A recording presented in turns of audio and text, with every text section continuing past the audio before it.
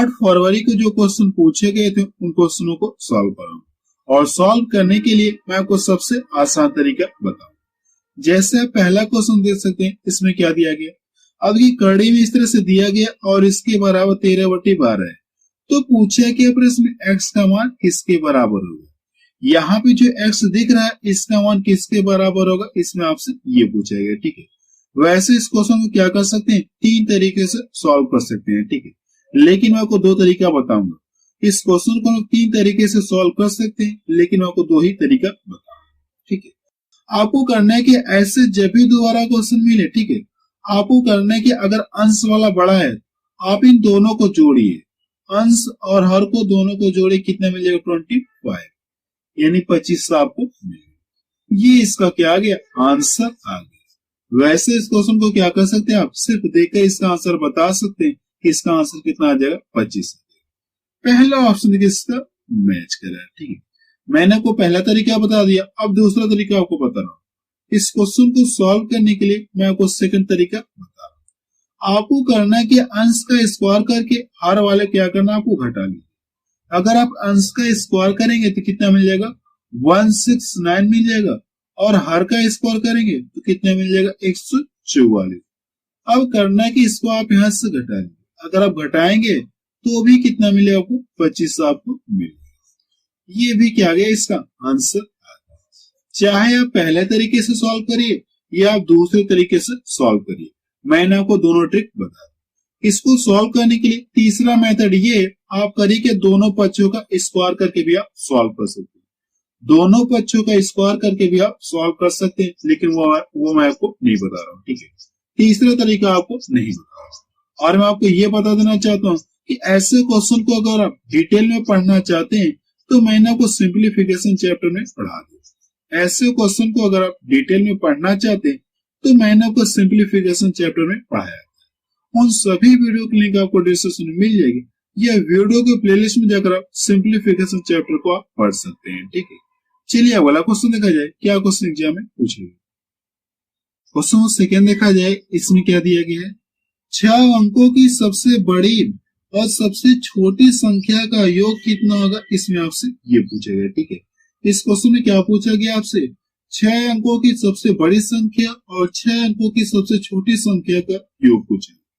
तो देखिए 6 अंकों की सबसे बड़ी से बड़ी संख्या कौन सी होगी, यही देखिए 6 अंकों की सबसे बड़ी से बड़ी संख्या, और 6 अंकों की अगर आप छोटी से छोटी संख्या लिखेंगे तो देखिए ये लिखेंगे। अब करना है कि आपको इन दोनों को क्या करना, आपको ऐड करना है। अगर आप इन दोनों को ऐड करेंगे तो 9 9 9 और ये भी 9 मिल जाएगा, 9 9 कितना हो गया, 10।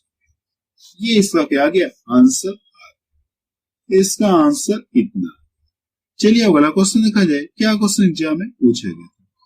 क्वेश्चन थर्ड देखा जाए, इसमें क्या दिया गया, अब देखिए कोष्टक में इस तरह से दिया गया है, 3 अंकों से बनी 4 अंकों की सबसे छोटी संख्या क्या होगी, इसमें आपसे ये पूछा गया।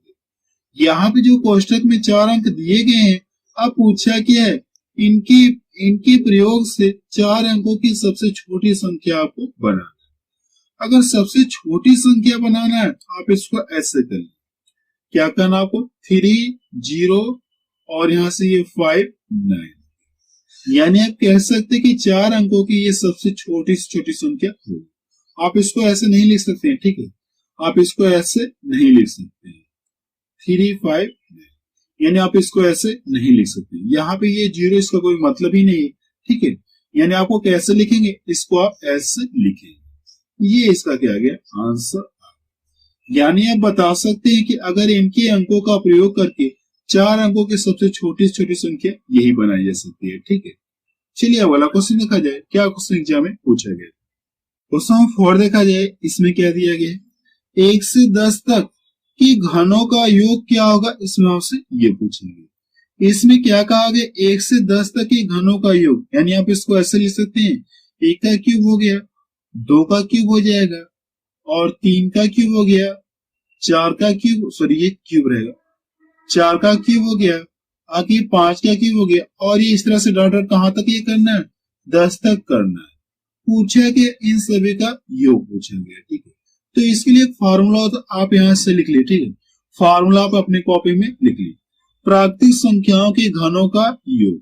प्राकृतिक संख्याओं के घनों का योग का क्या फार्मूला होता है, आप यहां से लिख लीजिए। प्राकृतिक संख्याओं के घनों का योग बराबर क्या फार्मूला होता है, n+1/2 और पूरे का होल स्क्वायर। अब देखिए n का मान आपको पता है, n का मान कितना है, यहाँ पे 10। n का मान कितना है 10। इसमें रख के सॉल्व कर लिया, क्या आ जाएगा, आंसर आ जाएगा। तो 10 हो गया, 10 में एक जोड़े कितना हो गया 11। 11 बटे कितना हो गया 2। देखिए ये इससे कट जाएगा, 5 बार में कट गया। इतना क्लियर है। अब इसका क्या, होल स्क्वायर। अब देखिए इन दोनों का गुणा करी कितना मिल गया 55। 55 का क्या करना है, आपको स्क्वायर करना है। देखिए 55 का आपको स्क्वायर करना है। अब देखिए इकाई अंक के स्थान पे क्या 5। इसके लिए अलग से ट्रिक होती है, स्पेशल ट्रिक होती है। आपको करना है कि जब इकाई अंक 5 हो तो इसके लिए स्पेशल ट्रिक होती है। आपको करना है कि यहाँ पे जो अंक दिया गया इसका स्क्वायर करके पूरा लिख दिए। यहाँ पे जो अंक दिया गया इसका स्क्वायर करके आप पूरा लिख लीजिए, तो 25 आपको मिल जाएगा। और यहाँ पे जो अंक दिख रहा है, करना है कि इससे एक अधिक ले, इससे क्या करिए एक अंक अधिक ले लो। अगर 5 है, इससे एक अंक अधिक लेंगे तो कितना मिल गया 6 मिल गया। 6 का करना है कि इसे गुणा करिए, कितना हो गया 6 25 30। यानी आप बता सकते कि 55 का स्क्वायर कितना हो जाएगा, इतना हो जाएगा। ये इसका क्या आ गया, आंसर आ गया। ठीक है, ये स्पेशल ट्रिक है। जब इकाई के स्थान पे कितना 5 हो तो इसके लिए स्पेशल ट्रिक। चलिए अगला क्वेश्चन देखा जाए, क्या क्वेश्चन एग्जाम में पूछा गया। क्वेश्चन 6 देखा जाए, इसमें क्या दिया गया है, एक्स वाई इक्वल टू इतना है, तो पूछा कि आपसे इसका मान किसके बराबर हो, यानी इसका मान किसके बराबर है, इसमें आपसे ये पूछा गया। ठीक है, अगर हम एक्स और वाई की बात कर लें तो एक्स का काम हमारा ये कर रहा और वाई का काम हमारा ये कर रहा। अगर हम एक्स और वाई की बात करें तो एक्स का मान इतना है और वाई का मान इतना है, तो इसमें रख के हम कर रहे हैं। तो यहां से करेंगे कितना हो गया, 6 गुणे कितना हो गया 24 हो गया। इतना क्लियर है।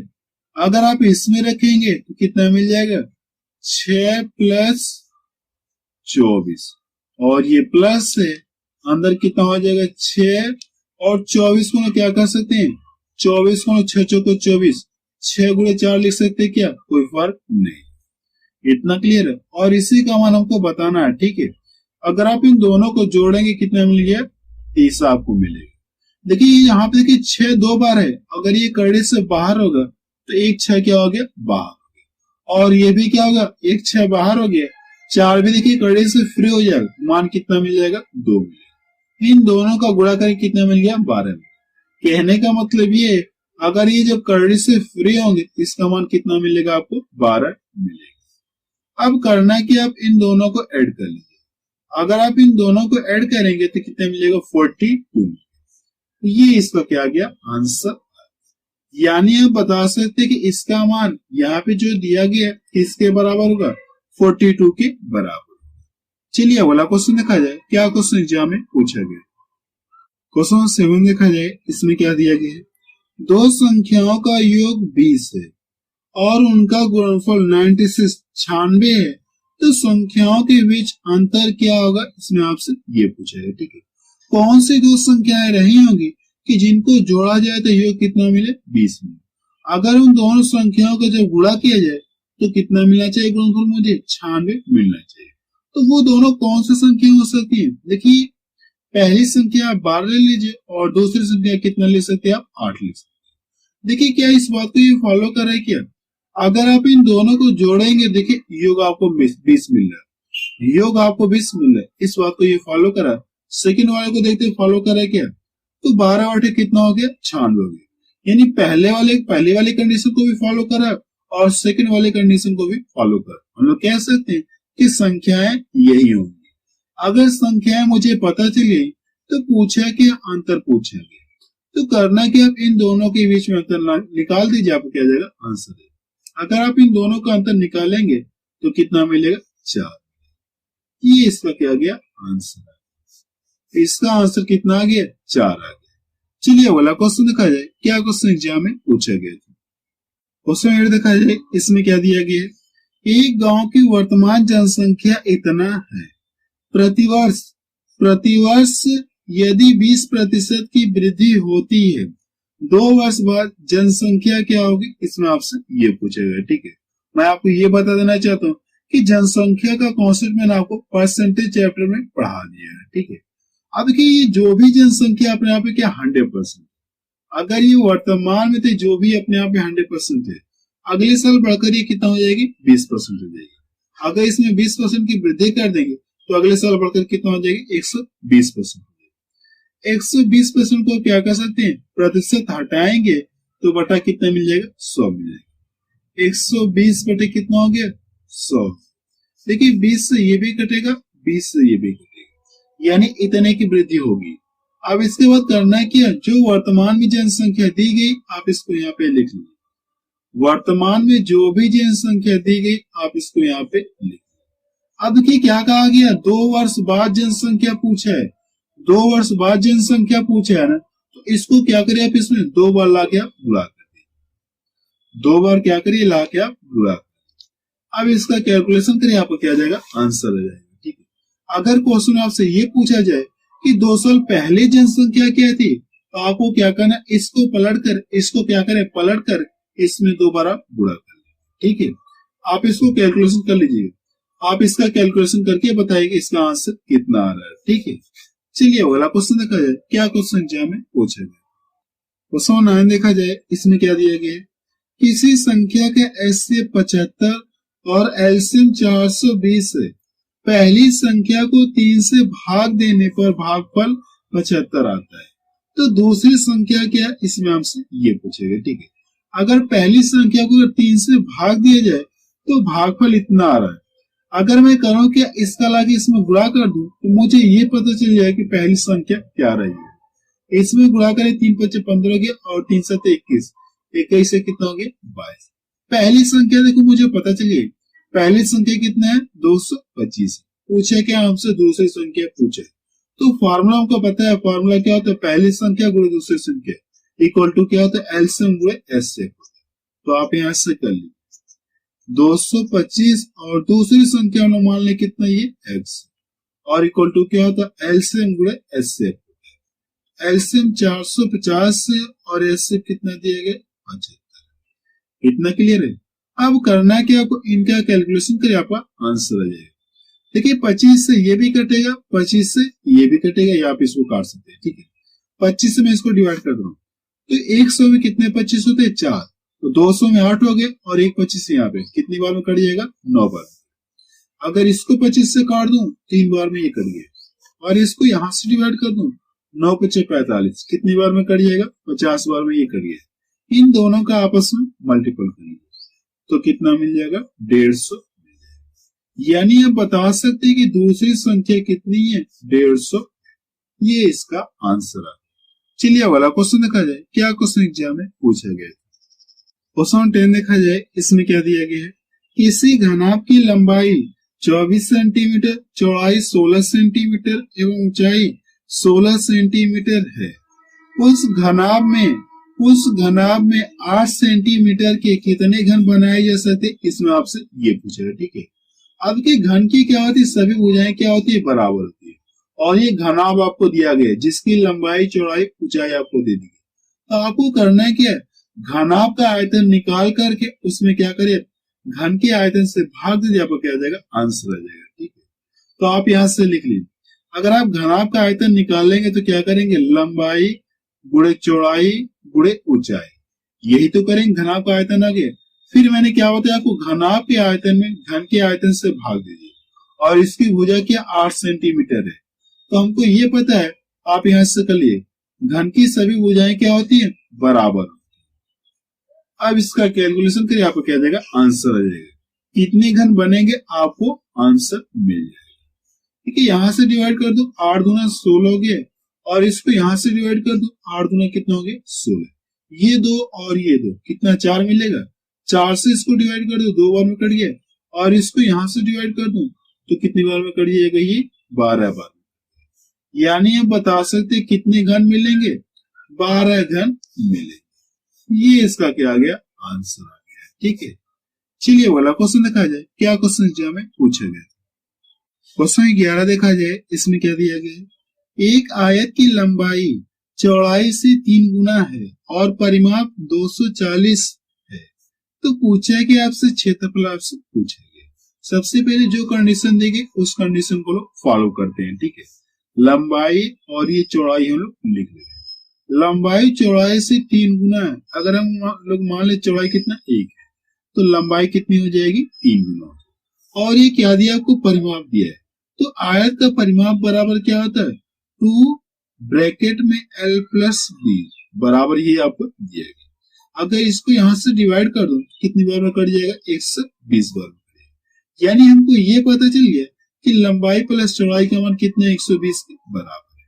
तो आप यहां से लिख लीजिए लंबाई प्लस चौड़ाई का योग किसके बराबर है, 120 के बराबर आपको पता चल गया। अगर आप रेशियो में दोनों को जोड़ेंगे लंबाई चौड़ाई तो कितना मिलेगा, 4 मिलेगा। इस योग से इस योग में क्या करिए, भाग। अगर आप भाग देंगे, भाग कितनी बार जाएगी, 30 बार जाएगी। और पूछा कि क्षेत्रफल हमसे पूछा गया, तो इसका गुणा आप इसमें कर लिए तो हमको लंबाई पता चल जाएगी, और इसका गुणा आप इसमें कर लेंगे तो हमको चौड़ाई पता चलेगी। अब कि हमको लंबाई और चौड़ाई दोनों पता चलेगी, तो पूछा कि क्षेत्रफल पूछा है ना, तो क्षेत्रफल के लिए आपको क्या करना, लंबाई और चौड़ाई क्या करना, आपस में गुणा करें। इन दोनों का आपस में गुणा करें। जब इन दोनों का आपस में गुणा करेंगे 9 त्रिका 27 हो गया, और ये 00 सेंटीमीटर स्क्वायर आप यहां से लिख सकते हैं, ठीक है। आप ये सेंटीमीटर स्क्वायर, ये इसका क्या आ गया, आंसर आ गया, ठीक है। चलिए अगला क्वेश्चन देखा जाए, क्या क्वेश्चन एग्जाम में पूछा गया। क्वेश्चन 15 देखा जाए, इसमें क्या दिया गया, किसी वस्तु पर 20% की छूट दी जाती है, पुनः 30% की छूट दी जाती है, तो समतुल्य बट्टा क्या होगा, इसमें आपसे ये पूछेगा। इसमें आपसे ये पूछा गया अगर ये दोनों छूटे मिला दी जाए तो किस एक छूट के बराबर होंगे, इसमें आपसे ये पूछेगा, ठीक है। तो मैंने वो कॉन्सेप्ट बताया था प्रॉफिट एंड लॉस में, ठीक है। आप इसको क्या करेंगे, इस फॉर्मूले की सहायता से आप सॉल्व करेंगे। आप यहां से लिख लीजिए, और ये फॉर्मूला मैंने आपको परसेंटेज में भी बताया था, आप यहां से कर लीजिए, A plus B minus A B upon 100। मैं आपको फिगर बना के बता नहीं रहा हूं ये फॉर्मूला कैसे है, ठीक है। फिगर बना के आपको नहीं बता रहा हूं कि ये फॉर्मूला कैसे है। अब देखिए ए का भी मान पता है और बी का भी मान पता है, इसमें रख के आप सॉल्व कर लिया, तो कितना हो गया, 20 प्लस 30 हो गया, माइनस 20 गुणे 30 और बटा कितना हो गया, 100। 00 से ये 00 कट गया, इतना क्लियर है।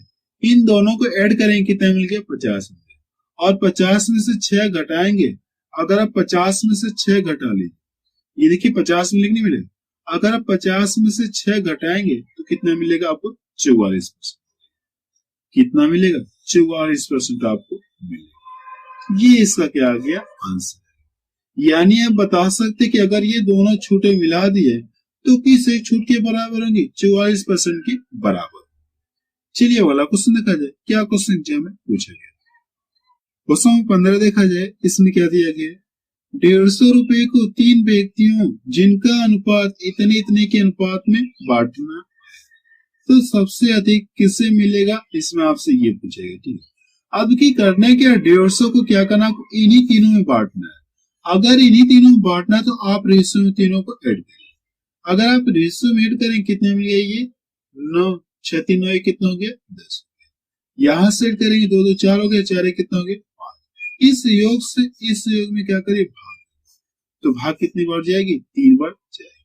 पूछे कि सबसे अधिक किसे धन मिलेगा, तो जो रेशियो में सबसे बड़ा होगा उसमें लाके इसका गुणा कर, इसका ले जाकर आप गुणा कर, इसमें गुणा कर लो तो 3 3 9 हो गया और 3 2 6 हो, यानी सबसे अधिक किसको, यानी किसको मिलेगा, इतना रुपया मिलेगा। सबसे अधिक किससे मिलेगा, यानी इस वाले को सबसे अधिक मिलेगा, 69 रुपया मिलेगा। चलिए वाला क्वेश्चन देखा जाए, क्या क्वेश्चन एग्जाम में पूछा गया। चलिए क्वेश्चन 12 देखा जाए, और ये क्वेश्चन छूट गया था, ठीक है। इसके बाद मैंने आपको डायरेक्ट 14 बता दिया था। देखिए क्वेश्चन नंबर 12 में क्या कहा गया, यानी 15,971 को किस संख्या से भाग दिया जाए कि भागफल 55 और शेषफल कितना हो जाए, 21 हो जाए, ठीक है। देखिए आपको एक फॉर्मूला पता है कि भाज्य बराबर क्या होता है, भाज्य बराबर क्या होता है, भाजक गुणे भागफल प्लस क्या होता है, शेषफल होता है। ये फॉर्मूला आपको पता है। अब देखिए इसमें आपको सब कुछ पता है, इसमें रख के क्या करें, गुणा कर लिया, आपको क्या देगा आंसर है। इसमें रख के सॉल्व कर लिया, आपको क्या देगा आंसर आ जाएगा। यानी आपको क्या पता चलिए, भाज्य का आपको पता चलिए, इसका मान आपको निकालना है। देखिए ये भी दिया गया है, यानी इसका मान इतना दिया गया और इसका मान आपसे पूछा गया। भागफल आपको दिया कितने 55 दिया गया और शेषफल भी आपको दिया गया कितने 21। इसमें रख के सॉल्व कर लीजिए, आपका क्या देगा आंसर आ जाएगा। चलिए वाला क्वेश्चन देखा जाए, क्या क्वेश्चन एग्जाम में पूछा गया। क्वेश्चन 13 देखा जाए, इसमें क्या दिया गया, दो संख्याओं का अंतर 1 है और उनके एलसीएम और एचसीएफ का गुणनफल कितना है, 72 है। एलसीएम और एचसीएफ का गुणनफल कितना है, 72 है। तो पूछा कि संख्याएं क्या होंगी। इस क्वेश्चन को सॉल्व करने के लिए मैं आपको एक्स्ट्रा कॉन्सेप्ट बता रहा हूँ, ठीक है, एक्स्ट्रा कॉन्सेप्ट बता रहा हूँ जो इसी से रिलेटेड है। जैसे कि मैं मान लो कोई दो संख्या में ले रहा हूँ, 6 ले रहा हूँ और 7 ले रहा हूँ। अगर आप इन दोनों के एचसीएफ निकालेंगे तो इन दोनों के एचसीएफ कितना आ जाएगा, एचसीएफ कितना आ जाएगा, 1 आ जाएगा। अगर आप इन दोनों के जब एलसीएम निकालेंगे, एलसीएम कितना आ जाएगा, 6 7 42, कितना आ गया 42। अगर आप एलसीएम और एचसीएफ को गुणनफल करेंगे तो कितना मिल गया, 42 आपको मिलेगा। इतना क्लियर है। एलसीएम और एचसीएफ गुणनफल कितना मिल गया, 42 आपको मिल गया। अगर आप ये चेक करिए दोनों संख्याओं के बीच का अंतर कितना है, 1। मैं अगर आपसे ये पूछूं, अगर इसको यहां से आप क्या कर दो, हटा दो। अब देखिए क्वेश्चन आपका ये बन गया कि दो संख्याएं जिनके बीच का अंतर कितना 1 है और दोनों संख्याओं के एलसीएम और एचसीएफ गुणनफल कितना है, 42। तो वो संख्या आप ज्ञात करें। तो आप इसको ऐसे बता सकते। कैसे बताएंगे, मैं आपको बताऊं। आपको करना है कि जो एलसीएम और एचसीएफ गुणनफल है, इसको दो पार्ट में ऐसे ब्रेक करिए, दो पार्ट में आप इसको ऐसे ब्रेक करिए कि जिनके बीच का अंतर कितना मिले, आपको 1 मिले। तो क्या कर सकते हैं, 6 और 7 का कर सकते हैं, जिनके बीच का अंतर आपको कितना मिलेगा, 1 मिलेगा। तो इसी कंडीशन के अकॉर्डिंग हम लोग क्या करें, इस क्वेश्चन को सॉल्व करें। 72 को क्या करना है, आपको ऐसे ब्रेक करना है कि जिनके बीच का अंतर कितना मिले, आपको 1 मिले। तो क्या कर सकते हैं, 8 9 72, 8 और 9। अगर आप इन दोनों का एचसीएफ निकालेंगे तो 1 मिलेगा। जब इन दोनों का एलसीएम निकालेंगे तो 72 मिलेगा। एलसीएम और एचसीएफ गुणनफल करेंगे तो आपको 72 आपको मिलेगा। और संख्याओं के बीच का भी देखिए अंतर 1 है, 1 है कि नहीं। तो आप कह सकते हैं कि वो दोनों संख्याएं कौन कौन सी हो जाएंगी, 8 और 9। आप इसको ऑप्शन से भी सॉल्व कर सकते हैं, लेकिन यहाँ पे मैंने ऑप्शन नहीं लिया है, ठीक है। ये इसका आंसर है। चलिए वाला क्वेश्चन देखा जाए, क्या क्वेश्चन एग्जाम में पूछा गया था, ठीक है। अब इसके बाद हम क्या करें, डायरेक्ट क्वेश्चन नंबर 16 सॉल्व करें, क्योंकि 14 और 15 मैंने आपको बता दिया, ठीक है। अब हम लोग क्या करें, क्वेश्चन नंबर 16 को सॉल्व करें। क्वेश्चन 16 देखा जाए, इसमें क्या दिया गया, 18 सेब के पेड़ हैं, 21 आम के पेड़ हैं तथा 39 अमरूद के पेड़ हैं। तो ऐसी कितनी पंक्ति बनेगी जिसमें अधिकतम समान संख्या में पेड़ आ जाए। देखिए पूछा कि अधिकतम की बात की ना, मैक्सिमम की बात की है। तो करना क्या, को सबसे पहले क्या करना, इन सभी का एचसीएफ आपको निकालना। इन सभी का क्या करना, आपको एचसीएफ आपको निकालना। अगर आप इन सभी के एचसीएफ निकालेंगे, इन सभी का एचसीएफ कितना आ जाएगा, 3 आ जाएगा। देखिए 3 से ये भी कटेगा, 3 से ये भी कटेगा, 3 से ये भी कटेगा, यानी वो बड़ी से बड़ी संख्या 3 ही है जो इन तीनों को डिवाइड करेगी। एचसीएफ कितना आ गया, 3 आ गया। और हमसे पूछा कि ऐसी कितनी पंक्ति बनेगी। आपको करना है कि एचसीएफ से क्या करें, आप इसमें भाग दे दीजिए और एचसीएफ से इसमें भी भाग देना और एचसीएफ से इसमें भी भाग देना। तो 3 6 18 हो गया। अगर इसमें भाग देंगे 3 7 21 हो गया। अगर आप इसमें भाग देंगे तो कितनी बार जाएगी, 3 1 कम 3 हो गया और 3 3 का। अब आप इन सभी को जोड़ लीजिए तो 13 7 20 और कितना हो गया, 26। यानी आप बता सकते कितने पेड़ आ जाएंगे मैक्सिमम कितने पेड़ आ जाएंगे, 26। ये इसका क्या आ गया, आंसर है। देखिए इसमें कुछ भी नहीं करना, आपको इन सभी के एचसीएफ निकाल करके इसमें भी भाग दिए एचसीएफ से, इसमें भी एचसीएफ से भाग दीजिए और इसमें भी एचसीएफ से भाग दीजिए और इन सभी को ऐड कर लीजिए, आपको क्या आ जाएगा, आंसर आ जाएगा। चलिए अगला क्वेश्चन देखा जाए, क्या क्वेश्चन एग्जाम में पूछा गया। क्वेश्चन 17 देखा जाए, इसमें क्या दिया गया है, 7 की पावर 6 प्लस 5 को 6 से भाग देने पर शेष क्या बचेगा, इसमें आपसे ये पूछेगा। अगर आप इसे प्रसार करेंगे तो आपको बहुत समय लग जाएगा, प्रसार करके अगर आप 6 से भाग देंगे तो आपको बहुत समय लगेगा। तो इसके लिए मैं आपको शॉर्ट ट्रिक बता रहा हूँ। आपको करना क्या है, यहाँ पे जो पावर दी गई है, अगर पावर क्या हो, सम हो, पावर क्या हो, सम, आप यहाँ से लिखें। अगर पावर सम हो तो पावर को छोटे रूप में कन्वर्ट करने के लिए पावर को क्या करना, आपको 2 या 4 आप बना ले। अगर पावर क्या हो, विषम हो, अगर पावर विषम हो तो पावर को छोटे रूप में कन्वर्ट करने के लिए पावर को क्या करना, 1 या 3 के रूप में आपको बना लेना। तो यहाँ पे देखिए पावर क्या सम है, तो छोटे रूप में कन्वर्ट करने के लिए पावर को हम लोग क्या कर दे रहे, 2 बना दे। तो आप यहाँ से कर लीजिए, 7 की पावर 2 हो गया प्लस 5। अगर आप इससे प्रसार करें 7 49 हो गया और 49 में 5 जोड़ेंगे 54 आपको मिलेगा। कितना मिलेगा, 54 मिलेगा। अब 54 में क्या करना, आपको 6 से भाग देना है। कितने से भाग देना है, 6 से भाग। अगर आप इससे भाग देंगे पूरा पूरा कट जाएगा, यानी कितना जीरो शेष बचेगा, कितना शेष बचेगा, 0 शेष बचेगा। कितना शेष बचेगा, 0 शेष बचेगा। ये इसका क्या आ गया, आंसर आ गया। ठीक है, चलिए अगला क्वेश्चन देखा जाए। क्या क्वेश्चन एग्जाम में पूछेंगे, क्वेश्चन 18 देखा जाए। इसमें क्या दिया गया, 7:9 में क्या जोड़ा जाए कि अनुपात इतना हो जाए। ठीक है, इस क्वेश्चन को लोग 2 तरीके से सॉल्व कर सकते हैं, ऑप्शन से भी, और दूसरा तरीका भी आप सॉल्व कर सकते हैं एक्स मान के। लेकिन यहाँ पे ऑप्शन तो है नहीं, हम लोग क्या करें, एक्स मान के सॉल्व करें। देखिए आप इसको ऐसे लिख सकते क्या, आप इसको ऐसे लिख सकते क्या, 7/9, यानी जो रेशियो दिया गया आप इसको यहाँ पे लिख लीजिए। अब इसमें ये कहा गया में क्या जोड़ा जाए, यानी प्रत्येक पद में क्या जोड़ा जाए, इनका अनुपात इतना हो जाए। हम लोग मान ले एक्स इसमें भी जोड़ दे रहे हैं और एक्स इसमें भी जोड़। अब इसको सॉल्व करने के बाद इसका मान कितना मिल जा रहा है, 13:14, यानी 13/14 के बराबर।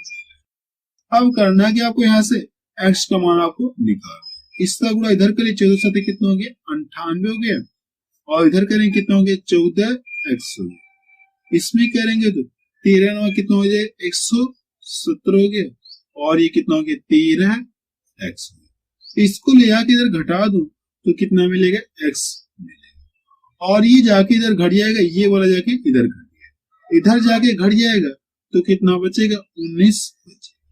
यानी आप बता सकते हैं अगर आप प्रत्येक पद में क्या जोड़ देंगे, 19 जोड़ देंगे, तो सॉल्व करने के बाद आपको ये अनुपात आपको मिलेगा। ये इसका आंसर है। इसका आंसर कितना आ गया, 19। चलिए अगला क्वेश्चन देखा जाए। क्या क्वेश्चन एग्जाम में पूछा गया, क्वेश्चन 19 देखा जाए। इसमें क्या दिया गया, एक व्यक्ति 120 किलोमीटर प्रति आवर्स की गति से जाता है तथा पुनः उतनी ही दूरी वापस 80 किलोमीटर प्रति आवर्स की गति से आता है। औसत गति ज्ञात। इस क्वेश्चन में ये कहा गया, अगर मैं मान लीजिए कोई डिस्टेंस, यहां से यहाँ बीच की कोई डिस्टेंस, अब ये कहते हैं कोई व्यक्ति किसी चाल से ये जा रहा है और वापस किसी चाल और चाल से आ रहा है, जा रहा है किसी और चाल से, वापस आ रहा है किसी और चाल से।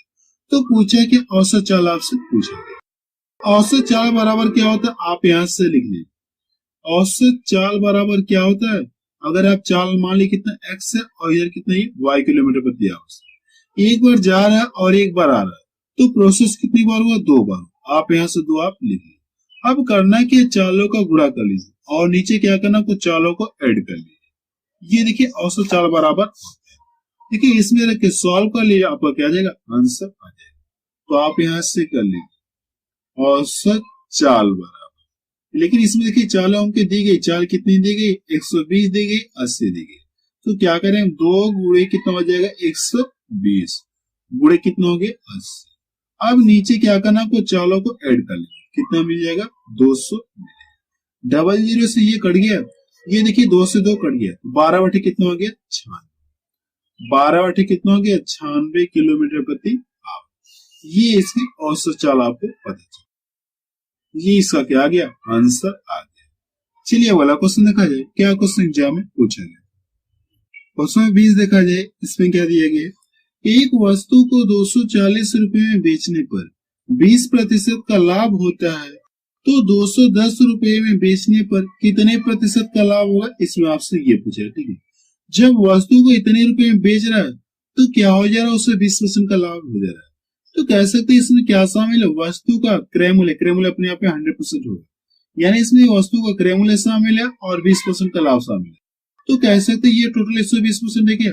इसमें क्या करिए आप, 120 से भाग दीजिए, 120 से भाग दे दीजिए और 100 से गुणा करिए, तो आपको क्या पता चल जाएगा, वस्तु का क्रय मूल्य आपको पता चल जाएगा। यानी वस्तु का क्रय मूल्य आपको पता चल जाएगा। इसको यहां से डिवाइड कर दूं तो 2 बार में कट गया। अब इन दोनों का गुणा करिए, कितना मिल गया आपको, 200 मिल गया। वस्तु का क्रय मूल्य कितना, इतना है। और देखिए विक्रय मूल्य आपको दिया है, अब वो चाह रहा कितने में बेचना है, इतना रुपए में बेचना चाह रहा है, तो आप यहां से लिख लीजिए सेलिंग प्राइस कितना है ये, सेलिंग प्राइस कितना है ये 210। खरीदा इतने में और बेच रहा इतने में, पूछे कि कितने परसेंट का लाभ होगा। अगर रुपए में देखा है तो कितने रुपए का लाभ हो रहा है, 10 रुपए का लाभ हो रहा है। और इसी को क्या बताना, आपको प्रतिशत में बताना है। तो प्रतिशत लाभ बराबर क्या होता है, लाभ बटे क्रय मूल्य। क्रय मूल्य कितना है ये 200 और इंटू क्या हो जाएगा 100 हो जाएगा प्रतिशत में कन्वर्ट करने। देखिए 00 से 00 कट गया, इसको यहां से डिवाइड कर दूं कितनी बार में कट जाएगा, 5 बार में। यानी आप बता सकते हैं उसे कितने परसेंट का लाभ होगा, 5% का लाभ। ये इसका क्या आ गया, आंसर आ गया।